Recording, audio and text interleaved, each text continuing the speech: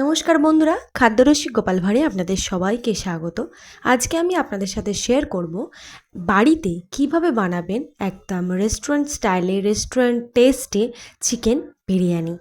একদম ইজি, খুব সহজেই কিন্তু রেডি হয়ে যাবে। তো চলুন বন্ধুরা, বেশি কথা না বাড়িয়ে শুরু করে দিই আজকের এই রেসিপিটা।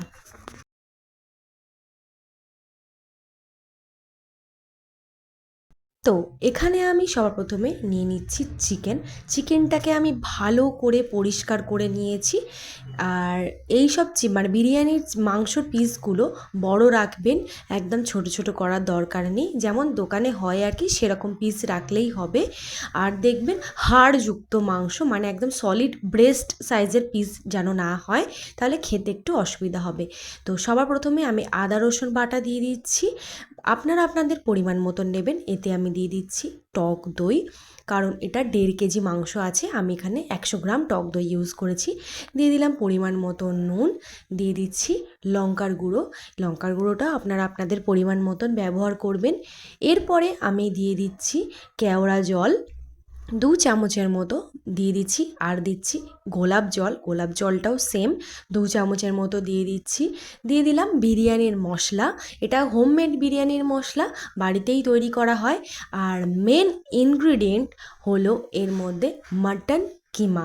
এই মাটন কিমাটা দিলে কিন্তু টেস্ট একদম দোকানের মতো চলে আসবে। কেন বলুন তো বন্ধুরা বলছি, কারণ আমরা বাড়িতে কিন্তু বানালে নয় মাটন বিরিয়ানি বানাই, নয় চিকেন বিরিয়ানি বানাই, কিন্তু দোকানে কিন্তু দেখবেন একই হাঁড়িতে চিকেন মাটন দুটোই কিন্তু থাকে। সেই জন্যে এই ব্যাপারটা আমি করি।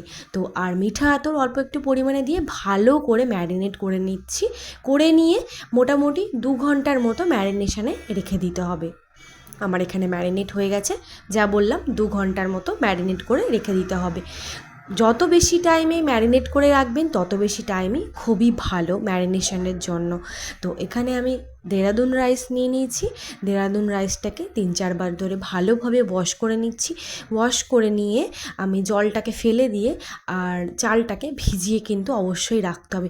মোটামুটি 1 ঘন্টা মতন তো ভিজিয়ে রাখতেই হবে, সেই জন্য একটু আগে ভাগে চালটাকে ভালো করে ধুয়ে ভিজিয়ে রেখে দিচ্ছি। দেখুন এরকম একদম ভর্তি জল নিয়ে চালটাকে ভিজিয়ে রাখতে হবে, যেন চালটা পুরোটা যেন ডুবে থাকে।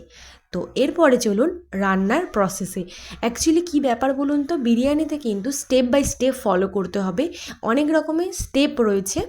তো যাই হোক, কড়াতে আমি দিয়ে দিচ্ছি সর্ষের তেল। বিরিয়ানিটা সর্ষের তেলে রান্না করলে বেশি টেস্ট বাড়ে, আর বাড়ির রান্না তো সর্ষের তেলে হবেই।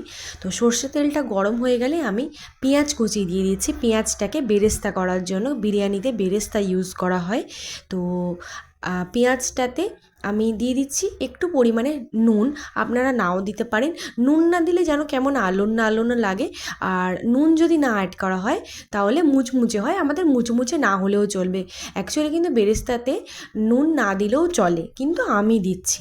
তো যাই হোক, পেঁয়াজটাকে ভালো করে গোল্ডেন ব্রাউন করে ফ্রাই করে নিতে হবে, হাই ফ্লেমে দিয়ে করলে তাড়াতাড়ি হয়ে যাবে। দেখুন কীরকম হয়ে গেছে, একদম যে নরম তুলতুলে হয়ে যাচ্ছে, নেতিয়ে যাচ্ছে তা কিন্তু হচ্ছে না, দেখুন দেখলেই কিন্তু বোঝা যাচ্ছে। তো আমি এটাকে এবারে নামিয়ে নেব। ওই তেলটাতেই কিন্তু এবারে রান্নার প্রসেসগুলো হবে। আগে পেঁয়াজগুলোকে তুলে নিই, তারপরে। তো পেঁয়াজটা তুলে নেওয়ার পরে এবারে ওই তেলেতেই আমি একটু স্যাফরন ফুড কালার দিয়ে দিচ্ছি, আর দিয়ে দিচ্ছি একটু নুন। তো এখানে স্যাফরন ফুড কালার আমি ইউজ করছি, আপনারা হলুদ গুঁড়োও ব্যবহার করতে পারেন। স্যাফরন ফুড কালারটা ইউজ করলে একদম রেস্টুরেন্টের মতন যে আলুর কালারটা হয় না, সেরকম চলে আসে, মানে পুরো পারফেক্ট হয়ে যাবে। তো আলুটাকে ভালো করে লাল লাল করে ফ্রাই করে নিতে হবে। তো ফ্রাই করার পরে তারপরে সিদ্ধ করতে হবে। অনেকে সিদ্ধ করার পরে ফ্রাই করে, আমি ওটা করি না, আমি ফ্রাই করি তারপরে আমি সিদ্ধ করি, না হলে অসুবিধা হয় আমার একটু। তো ভালো করে ফ্রাই করে নিয়েছি, নিয়ে এটাকে সিদ্ধ করে নিতে হবে। পরিমাণ মতো জল দিয়ে দিচ্ছি। এরপরে আমি দিয়ে দিচ্ছি নুন, যাতে আলুতে নুনটা ঢোকে আর কি।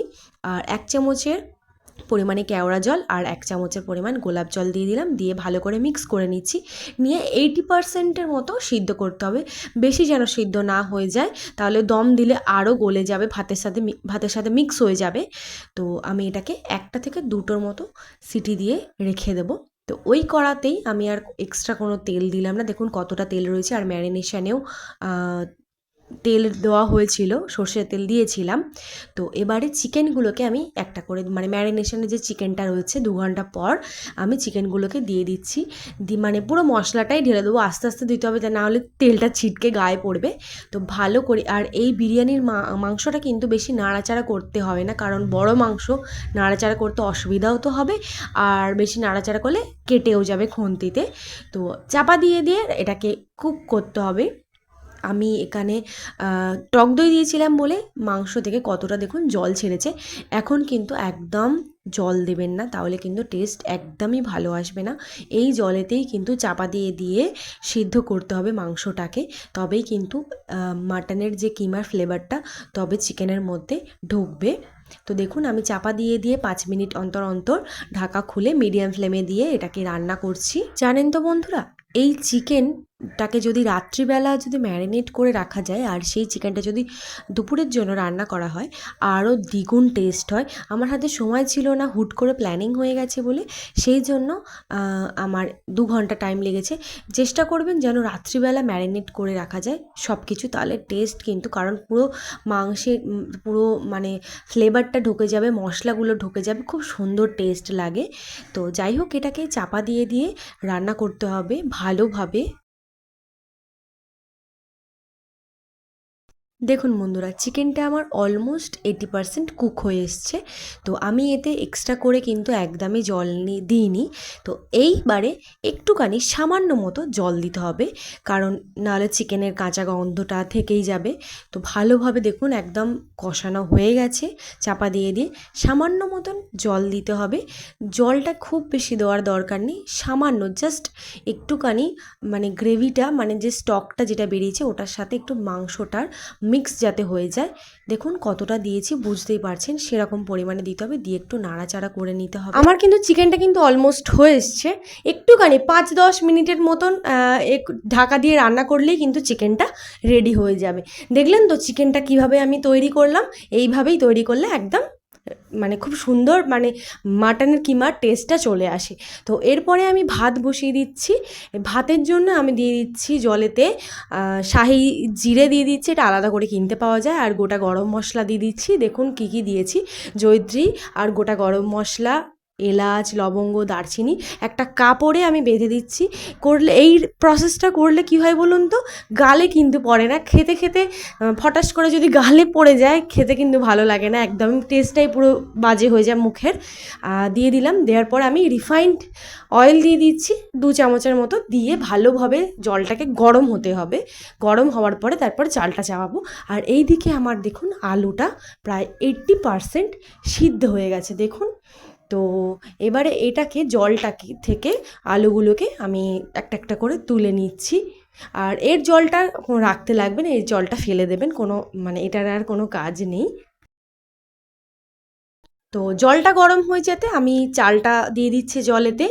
তো সাবধানে একটু দেবেন অবশ্যই, কারণ বুঝতেই পারছেন একদম ফুটন্ত জল, আর জল যতক্ষণ না ফুটছে টকবক করে ততক্ষণ কিন্তু এই চালটা দেবেন না, না হলে কিন্তু একদমই চালটা সিটে মেরে যাবে, ভালো হবে না। তো আমি ভালোভাবে মিক্স করে দিলাম, দিয়ে ভাতটাকে হতে দেব। তো আমি একটা বাটিতে দুধ নিয়ে নিচ্ছি, দুধটা একটু উষ্ণ গরম করে নিলেই ভালো। এতে আমি স্যাফরন ফুড কালার একটু মিক্স করছি, আর এতে আমি কিন্তু কেশরও দিই। এখন বাড়িতে কেশরটা অ্যাভেলেবেল নেই বলে দিইনি, কেশরটা দিলে কিন্তু খুব ভালো টেস্ট আসে আর কালারটাও খুব সুন্দর আসে। তো একটু ফুড কালার দিয়ে দিলাম, একটু গোলাপ জল দিয়ে দিলাম 2 চামচের মতো, আর একটু কেওড়া জল দিয়ে দিলাম 2 চামচের মতন, 1 চামচ দিলেও হবে, আর একটু মিঠা আতর দিয়ে দিচ্ছি। এর সাথেই কিন্তু মিক্স করে নিচ্ছি যাতে না বারবার করে দিতে হয়, অসুবিধা হবে। তো এর সাথে মিক্স করে নিলাম। দেখুন বন্ধুরা, আমার কাছে হাঁড়ি আছে, কারণ আমরা প্রায় সময় বাড়িতে বিরিয়ানি তৈরি করে খাই। বাড়িতে যদি এরকম না বিরিয়ানির হাঁড়ি থাকে কোনো অসুবিধা নেই, একটা বড় ডেচকি বা কড়াতেও কিন্তু এই সাজানোর প্রসেসটা মানে দম দেওয়ার ব্যাপারটা করা যেতেই পারে। তো আমি কিভাবে সাজাচ্ছি সেইভাবে একটু দেখে নিলেই কিন্তু খুব ভালো, কারণ হচ্ছে আমি নিচে একদম ভাতটা দিয়েছি তারপরে বেরেস্তা দিয়েছি, তারপরে আলু দিয়েছি, চিকেন দিচ্ছি, দেওয়ার পরে তারপরে ফুড কালার দেব, দিয়ে এইভাবে প্রসেসটাকে স্টেপ বাই স্টেপ করতে হবে। যদি আপনাদের আলু বা চিকেনটা যদি একটু কাঁচা থাকে তাহলে ভাতের বদলে নিচেতে আলু আর চিকেনটা দেবেন, তাহলে দম দিলে চিকেন আর আলুটা একদম সিদ্ধ হয়ে যাবে। আর যে বলেছিলাম আপনাদেরকে চিকেনের যে স্টকটা, ওটা কিন্তু কাজে লাগবে। দেখুন বন্ধুরা, আমি কিন্তু চিকেনের স্টকটা হাতাতে করে আমি ভাতের চারিপাশে কিন্তু ছড়িয়ে দিচ্ছি। দিলে কিন্তু খুব সুন্দর একটা ফ্লেভার আসে আর দারুণ খেতে লাগে একদম পুরো রেস্টুরেন্ট স্টাইলের মতো। এরপরে আমি আবার ভাত দিয়ে দিলাম, বেরেস্তা দিয়ে দিলাম। যেমনভাবে মানে একদম পরপর স্টেপ ওয়াইজ এটাকে দিতে হবে, যাতে মশলাগুলো সব ভাতেতে লাগে, কালারগুলো সব ভাতেতে লাগে। আর হ্যাঁ, অবশ্যই ঘি দিতে হবে, কিন্তু ঘিটা পরিমাণ কমাতে বাড়াতেও পারেন, কোনো অসুবিধা নেই। তো চিকেনগুলো ওপরে দিয়ে তারপর লাস্টে আমি ভাত একটুখানি বাঁচিয়ে রেখেছিলাম, লাস্টে ভাতটা ছড়িয়ে দেবো। দেওয়ার পরে দেখুন আমি একটা ডেচকি আগে থেকে বসিয়ে রেখেছি, ডেচকিটার জলের যে ভাপটা ওটাতেই দম দেব। তো মোটামুটি 20 মিনিটের মতো আমি দম দেব। দিলে একদম সুন্দরভাবে ফ্লেভারটা বিরিয়ানির পুরো বিরিয়ানিটাই একদম সুন্দর গন্ধ, মানে অ্যারোমাটা খুব ভালো বেরোবে। তো 20 মিনিট পরে আমি তারপরে ঢাকনাটা খুলবো।